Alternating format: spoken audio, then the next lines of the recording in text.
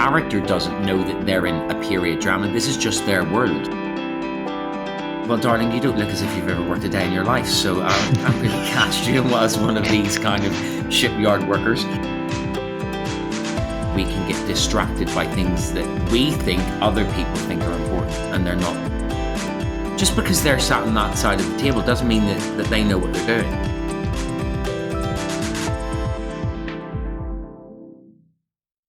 Hey, Danny. Hi, Daniel. What does an Actors Coaching International actor get from working with you? Wow. They get deep levels of growth. They get to learn so much more about themselves, and they get to find out so much more about the industry. Why not go to actorscoachinginternational.com for more details?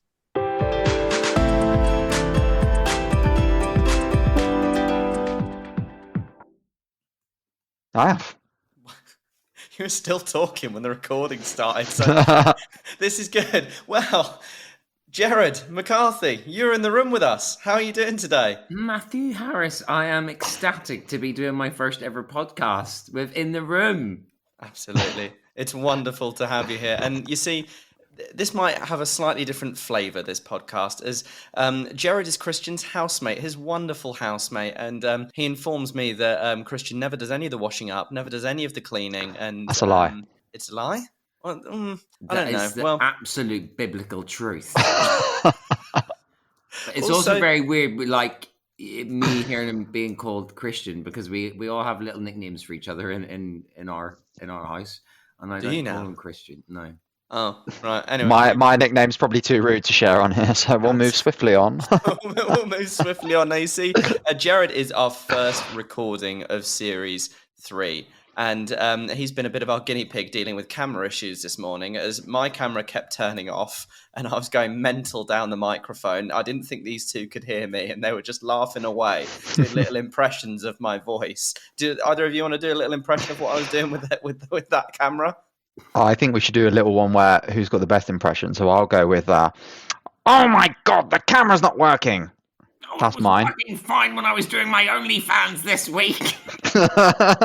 Brilliant. Now, you see, we actually warned Gerard before we started recording to tone down the sexual nature of his natural conversation. And within 2 minutes, that comes up. How I make my money is none of your business, Gerard. But if anyone wants to, no one's going to sign up to my OnlyFans unless they like someone that looks like You have to plug it, /sexy little chops. I cannot believe this. Your ends meet, Matthew, is entirely your own business. I am too stunned to speak. The fact I should have got you to sign a document to not call me that in this podcast. And we're talking about funny nicknames inside their household. This is one. I've met Gerard once. Oh, yeah, I mean, granted, it wasn't so. I mean, it was in Soho, so I kind of shot myself in the foot there, meeting Gerard McCarthy in Soho. But yeah, this is a rubbish start to a podcast. Everyone's turning off. Or if this is in the final cut, you might as well stop listening now, because it went to absolute shit. Anyway, we'll get on with the questions. I'll hand over to the wonderful Christian Lee Smith to ask the first question to you. I don't know about the wonderful, but we'll kick off with G. How do actors get in the room? It's weird, because I actually have been thinking about this all week, because I think it's very easy to kind of put that as the kind of job description of your agent and go, oh, well, it's my agent's job to get me in the room, and then I take over from there and show what I can do. But I think as actors, we kind of have a responsibility to ourselves to kind of do as much as we can to kind of take up space within the industry, so that people that you haven't even necessarily worked with kind of know that you exist, which is very obviously different from when I left drama school in like 2002. But I think graduates now and younger actors have got opportunities with social media and Instagram and TikTok and all these other things that I'm not even quite sure how they work, to just kind of spark an interest that makes someone, either a producer, a casting director, a writer, a director, or whoever, go, oh, that's interesting. I like whatever vibe they've got going on. So let's kind of meet. And I also think the industry now has changed so much, that because everyone is so kind of open to conversation and debate and having a chat, that I think it's much easier now to kind of see someone who works on a project that you like and find their contact details and just drop them an email and go, hey, I saw this show that you worked on the BBC or Netflix or whatever it is, and go, I really, really loved it. Here's my show reel. Here's my agent. If you ever have 5 minutes for a coffee or a chat or whatever, or a Zoom. I mean, everyone was doing Zooms during lockdown. Then I'd love to meet you. And I think now more so than ever, lots of people are really open to like receiving those kind of emails and messages. So I don't think it is now just the responsibility of the agent. I think there's a lot that we can do as actors and the like. I think what I found out is sometimes if you don't get an immediate response from said agent or casting director, you think, oh, no one ever read that, no one ever saw that. But the amount that actually happens without you getting anything back immediately, that audition could come a year down the line from that email that you sent, because the memories that these people have of just, you know, a new breakdown comes through in their offices and they go, oh, shit, that person that emailed me literally a year ago, and it can just pop into their head like that.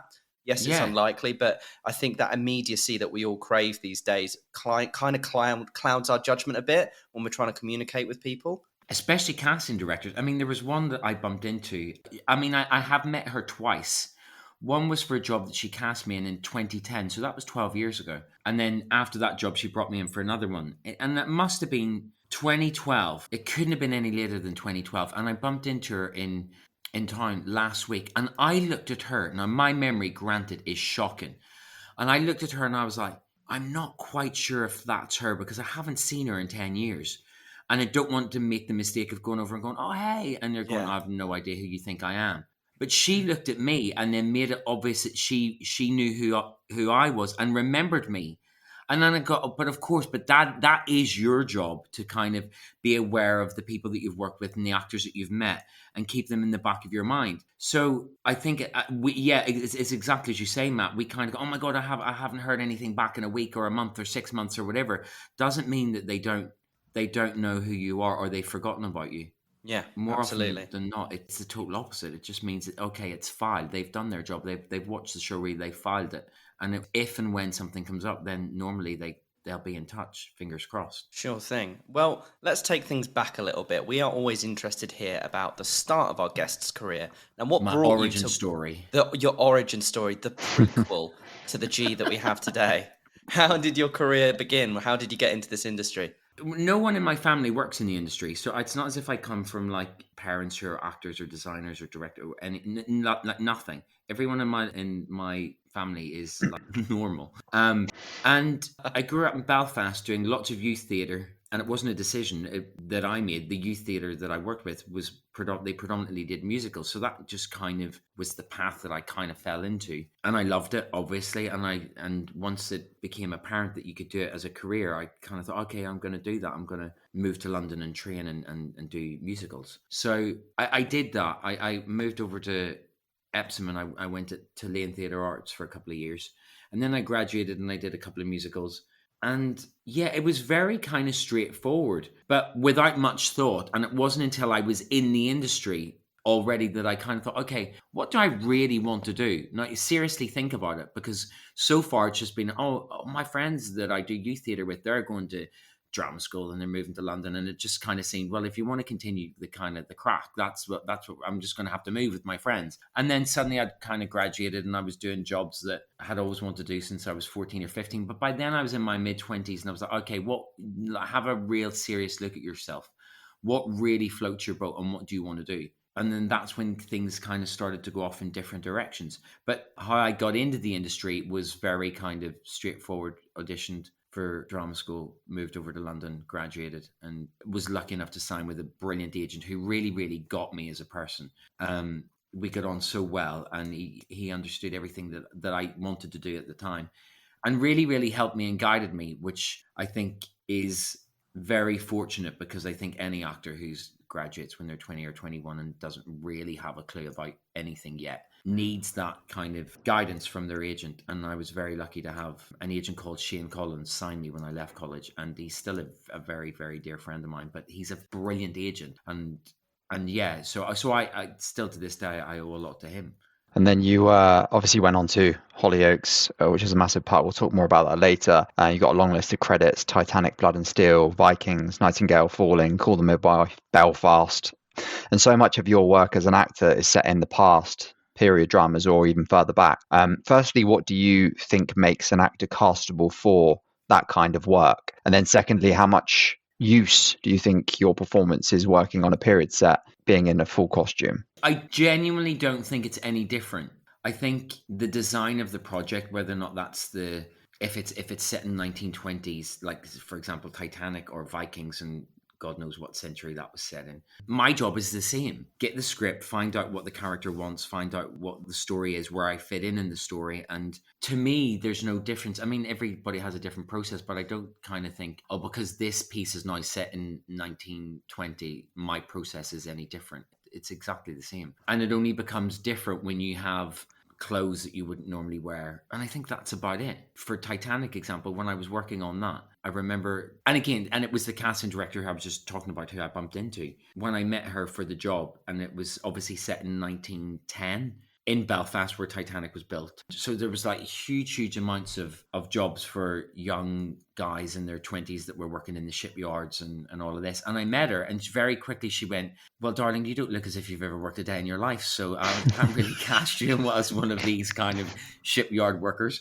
And she wasn't lying, let's be honest. Still to this day. And she then found me a role in the show, who was the son of one of the board members of Harland and Wolff. And I played this character called Ashley, who was very, very upper class, very, very posh, very, very everything that I'm not. I mean, I grew up in a working class family from West Belfast. And I remember being on set and finding out that there is a proper way that posh people eat soup. Well, I had no idea about this.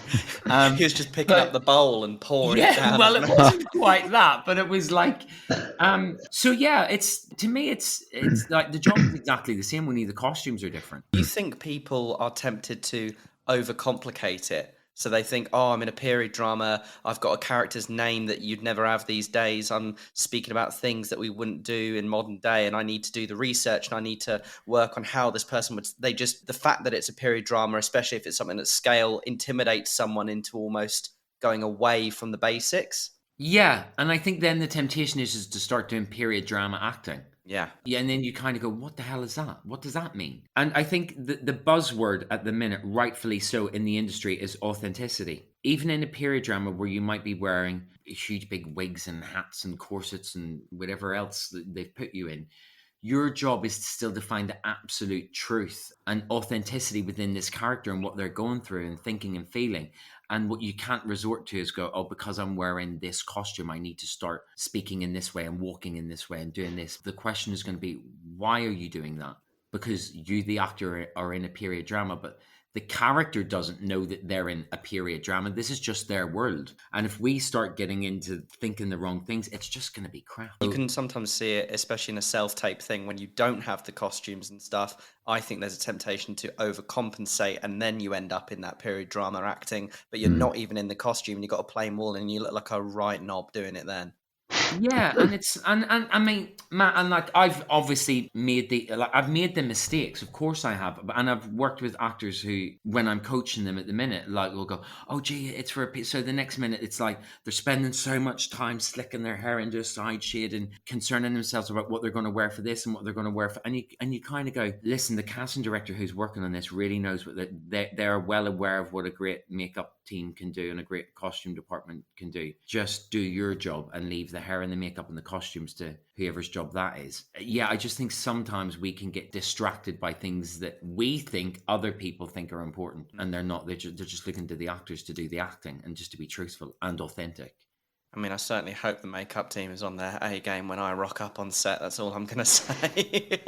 You don't mess with a masterpiece, Matthew. You don't mess with a masterpiece. Oh, you flatter me, G. You flatter me, G. So let's move on swiftly to your musical credits. So you have many top MT credits, and that includes, originating the role of Erwin Bach in Bach or Bach? How would I pronounce that? Do you even know, G? Bach, I think. Bach, Erwin Bach in Tina, the musical, as well as starring in Mamma Mia, Saturday Night Fever, and more. And due to the nature of musicals, songs, choreography, usually a ton of tech, does it get difficult the longer a run goes on to keep things fresh and truthful when you're restricted to what you can do differently, even if you wanted to do it?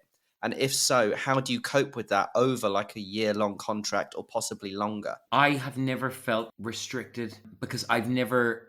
I mean, I suppose Mamma Mia was in. I think it was either the third or the fourth cast. So I've never been in a show like Les Mis or Phantom of the Opera where you're cast number 723, where it's like set rigidly and the audience expect a certain performance from you. Although, again, I've never been in one of those shows, so maybe I'm not even qualified to say this. Maybe I'm just talking out of my arse.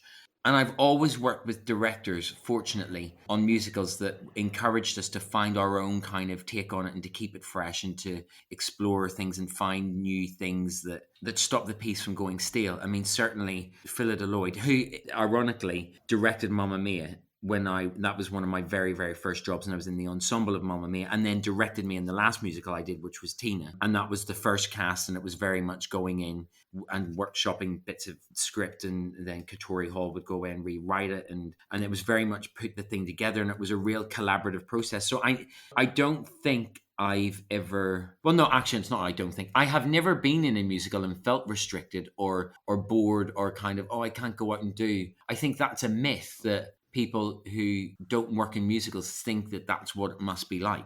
Yeah. And certainly in my experience, it's not true. The actors are as present and on stage and as alive and living the text and the songs as actors that I've worked with in the theatre where it's a play or anything that isn't a musical. Yeah, I think kind of MT actors have this kind of unfair rep that they just kind of learn it and then they go in and they do the same thing 8 shows a week and they don't kind of invest as much emotionally or in anything else as actors in plays. And I think it's a bit of a nonsense. It's exactly the same. Yeah, I agree.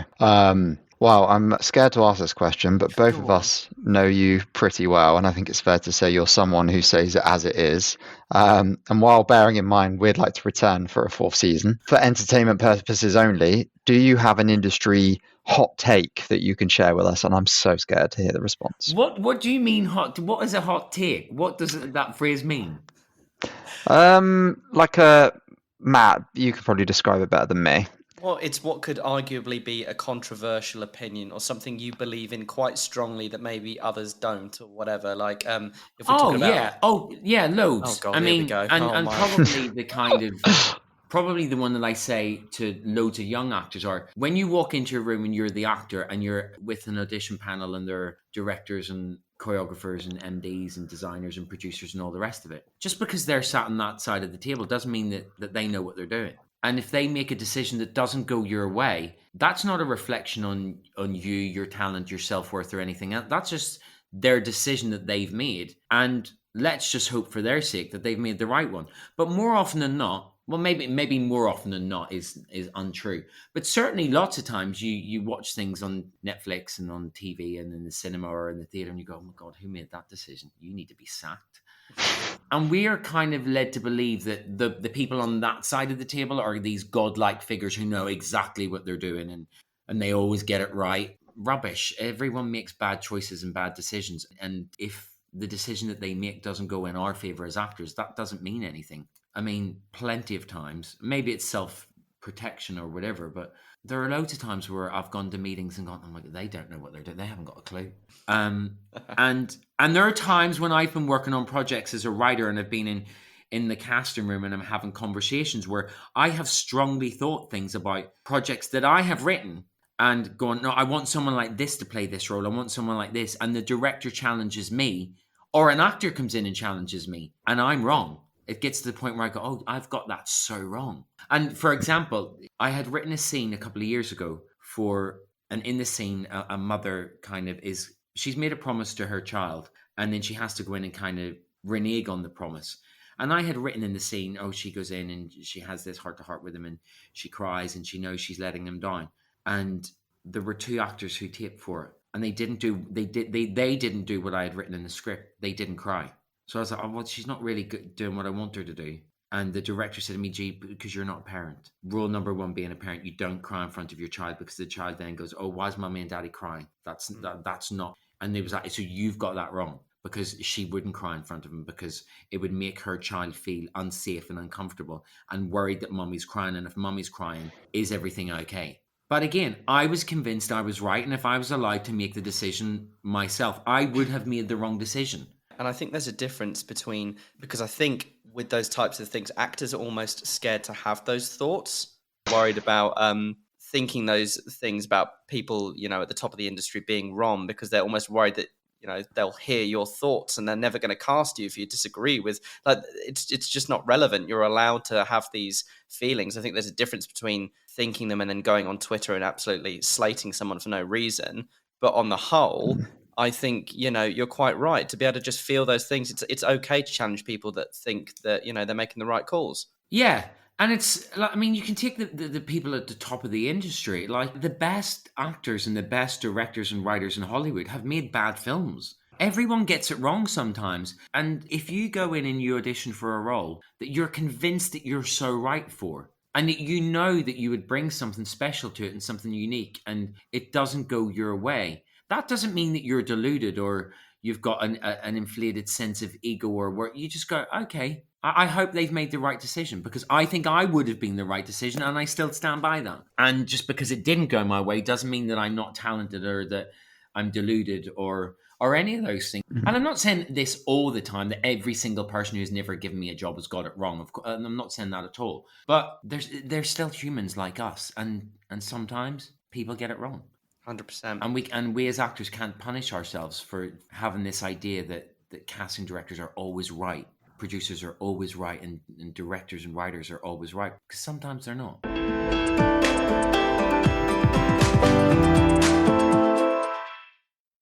Hi, we're selftape.co.uk, but don't forget the hyphen. That's self-tape.co.uk. It's a bit of a mouthful, but it's a mouthful worth chewing on.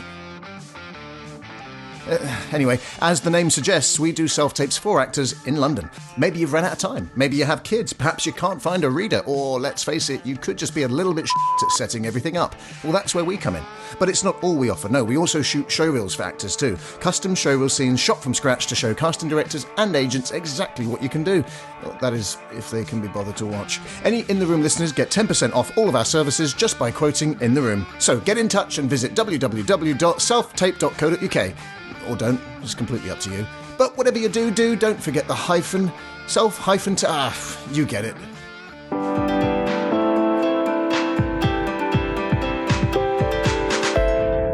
We'd love to talk about Hollyoaks. So in Hollyoaks, you played the role of Chris Fisher. Oh, well, I'm saying the theme tune, you'll probably get stung for a royalty fee. Yeah, I was about to say, you're going to get done for copyright there, Gerard. Thanks for that. So you played the role of Chris between 2006 and 2010, and then you've gone on to also write episodes for the show. Like most soaps, Hollyoaks often gets criticised for the acting and the writing without consideration that is a stylistic choice. So can you explain the differences between your approach when working on Hollyoaks as an actor and writer in comparison to, example, the period dramas we mentioned earlier or a feature film?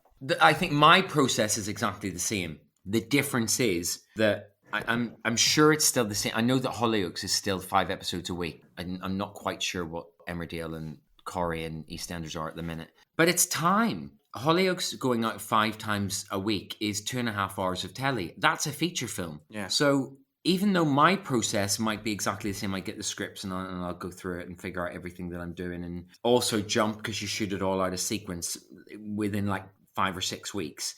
Is that there just is not the time to explore things, rehearse things properly the way we would if it was a theatre job or a film or drama where you've got like 10 weeks to shoot 4 episodes.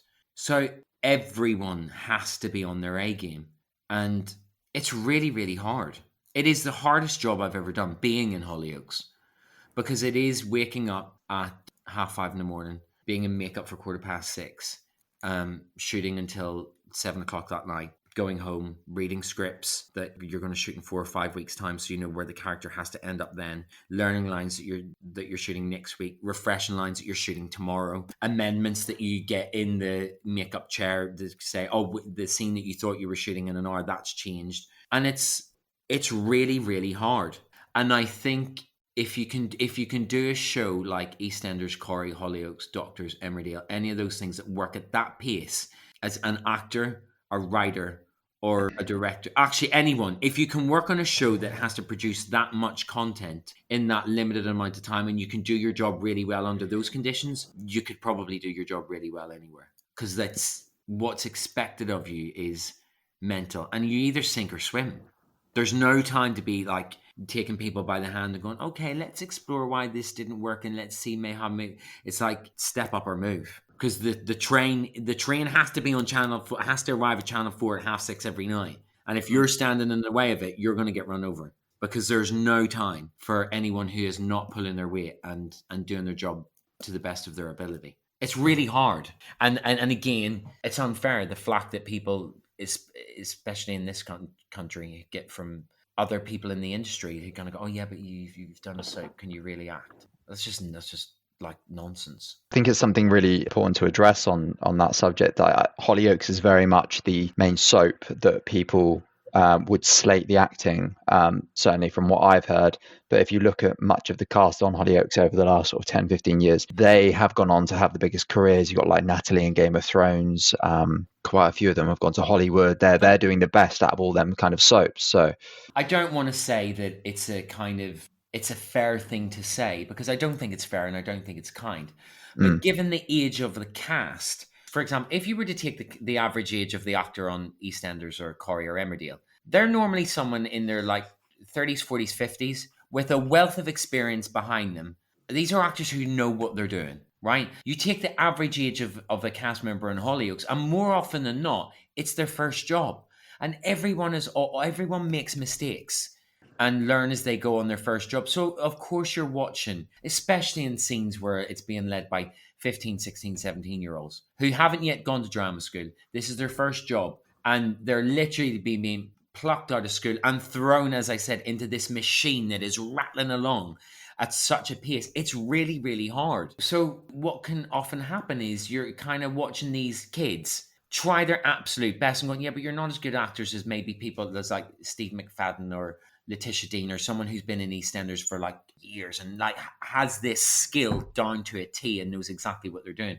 And you kind of compare the kids in Hollyoaks and you go, okay, you don't quite know what you're doing yet, but you're 15. But then what happens is once they survive that show, they then go on and do like amazing things because they've survived working at that speed under those conditions, single camera, learning the lines, the volume of lines so well and just delivering that again. And that's the test. If you can survive in a show like that for 2 or 3 years, you can survive working on any show. You can certainly survive on a feature film where you've got as much time as you want to sit and have a gossip about the trauma that your character went through, possibly when they were 2 or 3, and why that might affect the choice. I mean, you don't have the time to do all of that working on a soap. So if you can deliver good work on a soap, that kind of trains you up to be. And lots of the cast on Hollyoaks will say that because they started working on that show when they were so young, that was their drama school. And actually, when we all go to drama school for the first year, we all make those mistakes, but we make them in a safe environment where we're not being judged. Often those kids are making them on national TV and people go, oh my God, you're crap. And you kind of go, maybe they are a bit crap, but this is someone doing this for the first time and they're doing it to the best of their ability and learning. Matt, did you have a question? That's just the nature of it because the cast is so young. Yeah, I think Gerard sort of answered it in a way, and I think I was just sort of adding a note on the end before you ask the next question, Christian, is the fact that I think while a lot of people's intentions are really good now and a lot of actors and their knowledge of soaps is a lot better, but I think when you get the odd actor that is publicly slating performances on soaps, if you offered them a role on that soap, they would bite your hand off to do it. And there's an irony there. And I think sometimes, and I think jealousy can inherently come as an actor. If any actor says they don't get jealous, it's because they can't even admit it to themselves. So I think some people express that jealousy by slating people on a show that, yes, as you say, Gerard, might have some faults in it, especially by the age of the actor and the pace of the production. But if you offered that job to that person, they would snap your arm off for it and either sink or swim and face the same difficulties that you've mentioned. But yeah, you carry on, Christian. Next question. Let's go. Yeah, no, I completely agree with that point. But also, like, because I'm just aware that, like, I did, again, because maybe I'm being, like, sharing too much. Like, Hollyoaks was the first job that I did on screen. And I can't watch some of, like, and I remember for the first 9 months going home and just watching it going, that's rubbish, stop doing that, you blink too much, you've got this little habit that you're doing, that's rubbish. I mean, I was shocking shocking for at least 9 months until I really, really knew what I was doing. But I had never been in front of a camera, either in a professional environment and certainly not in college. So I was literally on screen making rookie mistakes. And this was before Netflix and before Amazon, like when we only had the choice of like 4 or 5 channels. And I was terrible. But I have to be kind to myself and go, of course you were terrible. You didn't know what you were doing. And that's kind of, if you don't, no matter what it is, if it's baking a cake or acting on screen or building a garden shed, if you don't know what you're doing, you're going to make mistakes along the way and go, oh, I need to go back and fix that. I can't do it like that. That doesn't work. And it's exactly the same. So when I say normally the cast of Hollyoaks gets slated for it, and there might be a bit of truth in it, I include myself in that because I watch myself in it and went, oh my God, you're shockingly bad. Because at the time, I didn't know what I was doing. Yeah. I was young and innocent and naive. Yeah, moving swiftly on from that. No, I'm just going, were you ever young and innocent and naive? Gee, I'd love to move on to talk a bit more about your work as a writer. What was your motivation behind wanting to write, and how did you go about making those initial steps, securing rep, a few writing credits, etc.?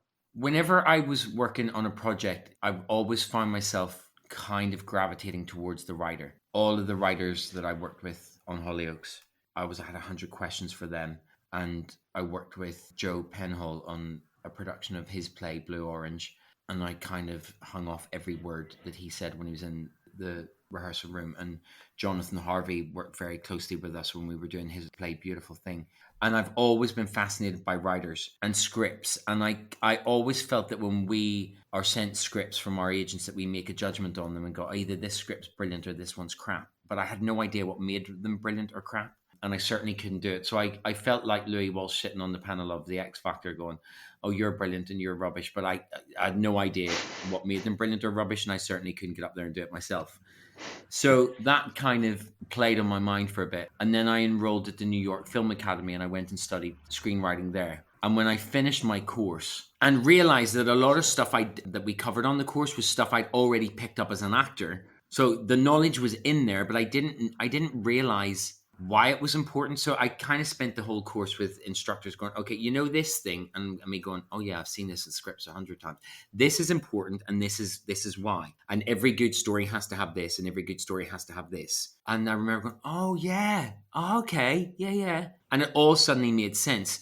So when I finished the course armed with all this new knowledge, and I thought I understood everything, I approached Brian Kirkwood, who was the executive producer on Hollyoaks, who cast me as Chris, who'd then left and gone off and done other projects. And then after I left, he then came back. And I sent him this kind of cheeky little email saying, Brian, I'd really love to come back and work on the show. Is there any chance I can have a meeting with you? And because he created the role of Chris, and Chris is very dear to his heart, of course he took the meeting. He was like, oh my God, we're going to have Chris back in the show. So I went up to Liverpool and I knew I had him for an hour. And we chatted about everything. He was like, so you want to come back? You want to work on the show again? Brilliant. When do you want to start? And I was like, immediately. And he's like, oh, everyone. And I said, but I don't want to play Chris. And the room kind of went silent. And he went, well, who do you want to play then? And I went, I don't want to play anyone. I want to join the writing team. And Brian kind of went, oh, can you write? And I said, well, I think so. And I know this show like the back of my... I know all the characters in this show. So I kind of thought, well, if I can't write this, a show that I've got so much knowledge of from being in it for so long, then I can't write anything. So Brian kind of put me through the audition process that writers go through, which is writing trial scripts and getting notes from line producers and producers, then turning the notes around in the realistic amount of time that you get to see if you can survive turning out scripts at that speed. And then I joined the team and wrote on Hollyoaks for a while, and then started developing and working on my own stuff. And I wrote one project for an actor friend of mine that very quickly, because of who she is, was being read by like important people. And and I remember ringing my acting agent and saying, someone from ITV who's quite important is going to ring you about this project that I've written. And she was like, well, what are they going to ring me for? And I was like, well, who else are they going to ring? My mum.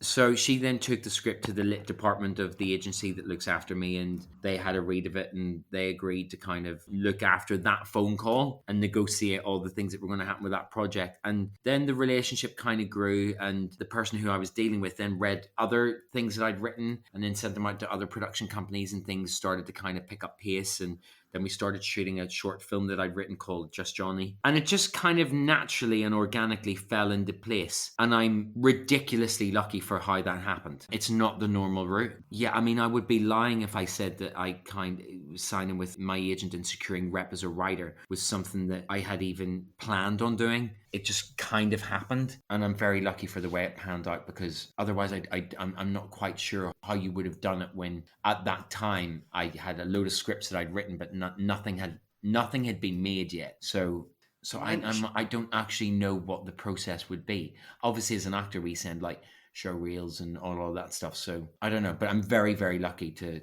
for it to have worked out the way it did. Well, you mentioned earlier, Gerard, when you spoke about the start of your career, that you coming from the background that you did, that you didn't have a director as a dad, a writer as a mum, or any of those advantages. But what you did have was the industry savviness later on in your career to realize you had a way in and you used it. And that's just simply what you should do, right? If you have that unfair advantage, you've got that there, you got to use it, and you did brilliantly, and that's what set you up. It was a really clever business move, and I think people underestimate thinking like a businessman in this career. If you have the opportunities, of course, it's very easy to say that you had the opportunity that you earned, but some people be like, well, I can't make those moves. Do you know what I mean? So I understand how it comes from certain levels, but you approach that like a businessman, and it played out really well. But I would argue that it's the total opposite, because what I think we forget, especially at the minute where everyone's obsessed with social media and collaborating, and you do this for me and I'll do that. And lots of the opportunities that I have been very fortunate to been given have come from people that I've worked with and that I got on really, really, really well with, and that I've just gone, listen, can you help me? Can you help me do something? And there's never been anything in it for them. And I think we're kind of teaching ourselves at the minute that we do need to approach things as like, oh, from a business point of view, and go, well, I'm going to offer you this opportunity and you'll get this out of it and I'll get this out of it. And I think sometimes it's okay to just say, listen, we worked with each other. We get on really well. You know that I'm a hard worker. You know that I'm a team player and all the rest of it. I'd really quite like to do this and you can help me. Can you help me? And more often than not, people will go, yeah, because why would they not? Most people inherently are nice people, and most people will help someone else if they just go. I mean, I think often we get so wrapped up in our own worlds and our own problems and all the rest of it, but if someone actually just turns around and goes, Matt, can you do me a favor? Can you help me do this? Because I'm having real difficulty with it, and I know that for whatever reason, to you it's an email or a text message or whatever, you'll probably go, oh yeah, mate, of course. Why did you not ask me last week? I'll do it now. Go, done. I think and also, when you're like me, Gerard, and you've kind of I'm the tightest bastard you'll ever meet in your life, mate. I saw Smith's face doing this as you're saying that, like, as long as there's £5 in it for me, then we'll go. No, but it's like, and no, you're right. And also, you're right. What then happens is when you're someone like me who has been, I don't know what you call it, cheeky enough, whatever, to barefaced just ask someone for help, and I couldn't count the amount of people that have gone, yeah, of course I'll do that for you. Yeah, not a problem. But then when you get further down the path and younger actors who I've worked with or people who want to write or do whatever ask you for a favor, you go, yeah, of course I will.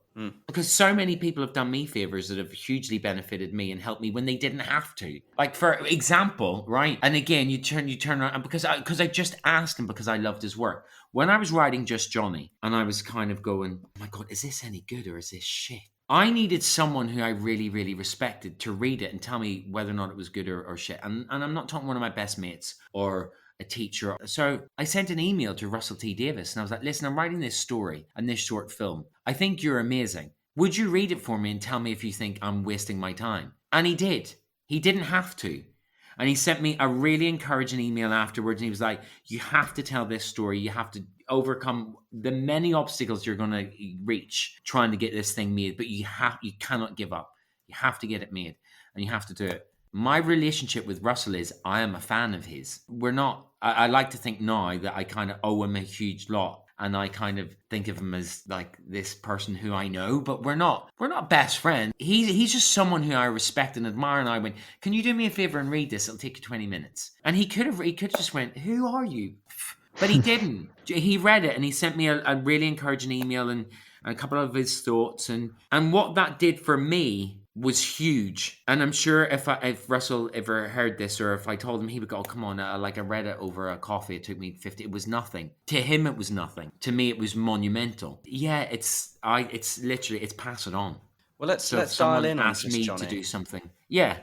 Because My you know baby. it's about a young boy who wants to wear a dress to his Holy Communion, and has been it's a film that's been shown at film festivals worldwide. It's won multiple awards. So clearly, that email from Russell, at least helped in that motivation to get that done, and you did get it done, and you've clearly written a spectacular short film.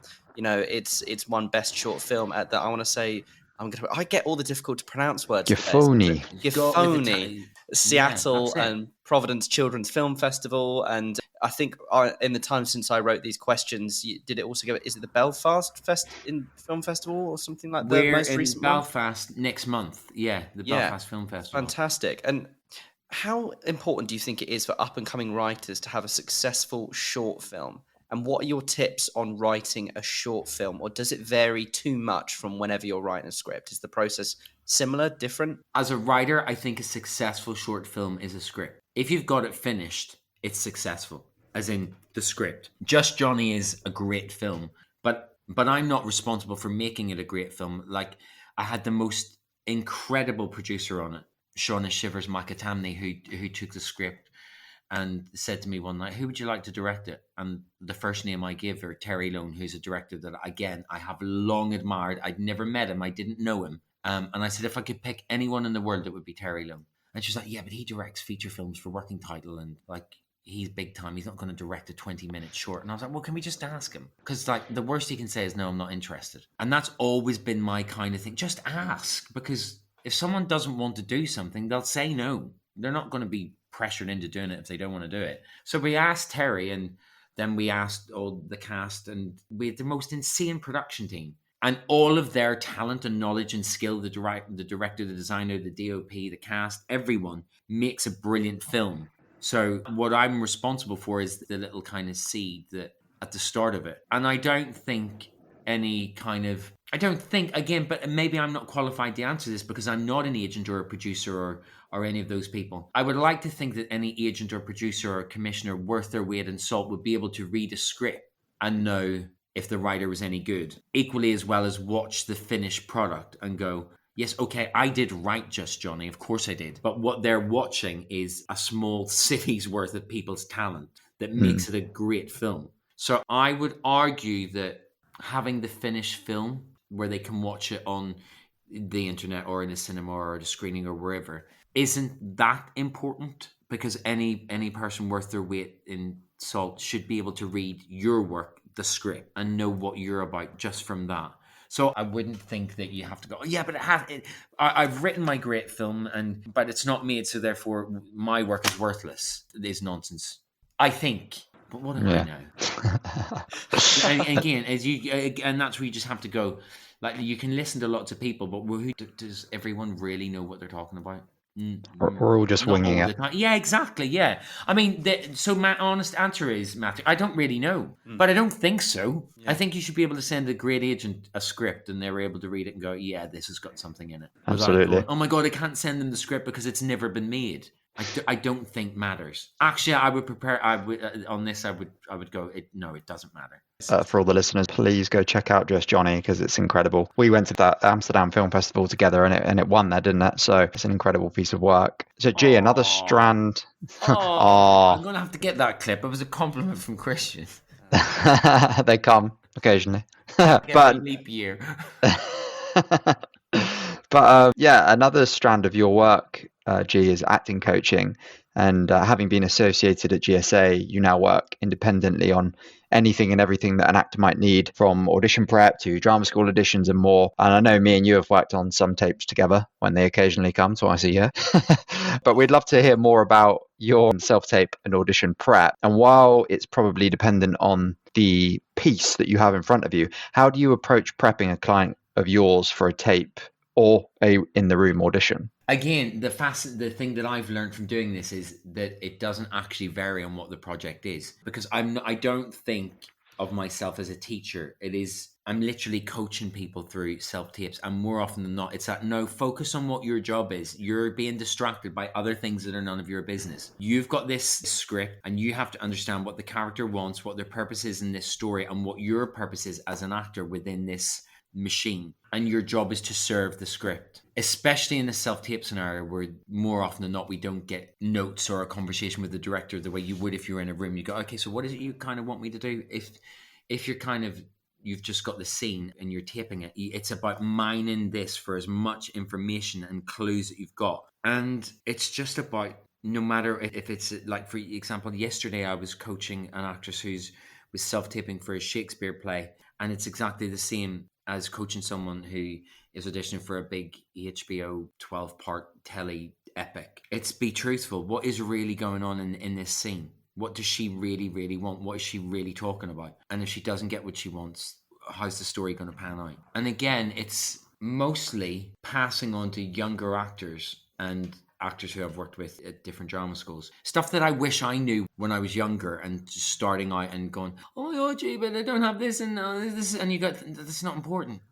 I genuinely don't think a casting director or a writer or a producer or whoever is going to care that your mum's got a photograph of the holidays on the back of the wall, that when you take it off, it's got a, you know, when you take a picture frame off the wall and it like leaves the line of dust, and they go, oh my God, and it's like, no one gives a shit. Yeah. We're watching you to see if you can serve this story and do your job well. That's it. And again, we're led to believe that you need fancy lights and expensive cameras and all of these things. And no, and the coaching that I do with mostly younger actors at the start of their career, it's going, no, forget all that. You just do your job to the best of your ability, because that's what they're looking at. So that's the kind of one aspect of it. And the other aspect of it is to kind of coach actors in a way that when they're taping for something, that no matter what it is, that there's a huge amount of them present in the tape and the audition, so that even if they are not right for the role that they're auditioning for, they're not lost. So that someone watching it could go, okay, so Matthew's taping for this role. I've brought him in for the wrong. I've got it wrong. Brought him in for the wrong role because he's not right for it. But what I can see, which is the thing that makes Matt, and that's really useful in this role. And again, it comes back to the authenticity. We are kind of taught that we need to be this and we need to transform into this and transform into that, and we don't. I think it's about keeping as much truth and realness as possible and only adjusting the little things that need adjusted, so that what you're not watching is someone doing a whole load of acting, because more often than not, the whole load of acting will probably be shite. Because it's not real. Do you know what I mean? And it's when you only adjust and manipulate and play with the things that need that the script absolutely demands, and everything else is real and naturalistic and true and authentic, then that's suddenly when it becomes really good. So I coach a lot of actors that more often than not, I'm going, why are you doing that for? Oh, because it's a period drama. Yeah, well, that's crap. Stop doing that. And then they go, really? And I was like, yeah, the character doesn't know. Like, people walking around in the early 1900s didn't go, I'm in a period drama, so I'm going to walk and talk like this. And like, no, just get in the head of the character and just play the thought, just think what they're thinking, go through what they're going through, and just mostly stop acting. Totally the same for Shakespeare as well. I think some people go, oh, I'm speaking Shakespeare's lines here, I need to talk Shakespeare, when actually you are speaking as Romeo. Romeo is saying something, and all these clever references that Shakespeare's got in, those are actually Romeo's references. Those are what Romeo has pulled in on, and you just need to say it as that, rather than going, oh, I need to hit the meter here. I know some of that is important in Shakespeare. It's probably an awful example from me, but do you know what I mean? Even if the language makes you want to do more, just nail down into those little moments. I really like that. So if anyone has any auditions or things going up, go see Gerard. We're posting about him all the time. He's on social incredible. Media. He's not paying us enough of it for now, but it doesn't matter. He's given Smith a little branded hat there from their gym classes. They're best buds. It's all good. It's all good. So Gerard, we're coming to the end of our podcast. We're going to finish up with our rapid fire question section. Okay. This has been an overhang from series 2. We've kept it in. It's 10 really quick industry-related questions that we haven't sent you in advance, and we would like you to answer them in a sentence or less. So, Gerard McCarthy, are you ready for our rapid fire? Yes. Here we go. Christian, do you want to start us off? What makes a good actor? Truth. Theatre or cinema? Cinema. Biggest industry pet peeve? People in TV dramas with acting with cups that obviously have got nothing in it. Oh, what? Drives me mental. I hate it. And now you watch it the amount of times. Cop, why don't we just go over and say to her? And I was like, because in real life, that's what happens, right? Like, you would be scalded with hot coffee. Like, I hate it. And it's really, really weird because whenever I'm on a set and they go, oh, Gerard, your character's got a cup of tea. And I was like, can I have a hot? And the design department will always go, what, a real one? And I was like, yeah, because you actually hold a hot cup of coffee or tea totally different than when you do when it's cold or it's empty. Now, you watch it, you see it now 100 times, people waving around things that have got nothing in them. That's my pet peeve. We were doing well with rapid fire up until that point, weren't we, G? I Anyway. know, sorry. That's all right. Should everyone listen to the In the Room podcast? I mean, I'm not going to lie, I've never listened to it. Moving swiftly on, comedy or drama? I think so. I think everyone should listen to this one. At least. Gee, comedy or drama? Drama? A skill every actor should have. Something other than acting. Your greatest strength? My greatest strength? I don't think I'm afraid of trying things. Biggest weakness? A lot of the times I make decisions too quickly and I get it wrong because I haven't spent the right amount of time thinking about it. Self-tape or in-the-room audition? Oh, that's a tough one. I think it really depends on the actor. I personally prefer, because I get nervous, going into a room and meeting people and going, oh my God, I'm in a room with this person I really respect and admire and I want them to like me. And that drags me into a place that I shouldn't be in because I'm there to do a job. And I find that I can do the job better when I'm not thinking about all of that stuff. It's just me and the script and I'm not concerned about who the director is and this casting director cast this and this and suddenly I'm in a room with them. And so for me, self-tape. The title of your autobiography. Who's going to read that? That's a great title. We'll do that. Who's going to read that? And on that note, let's go with that. And on that note, G, it's been an absolute pleasure to welcome you into the room today. It's certainly been fun. We've learnt a lot. It's been great talking to you. And we'll see you very soon. It's been great to be here, guys. Thank you. Thank you.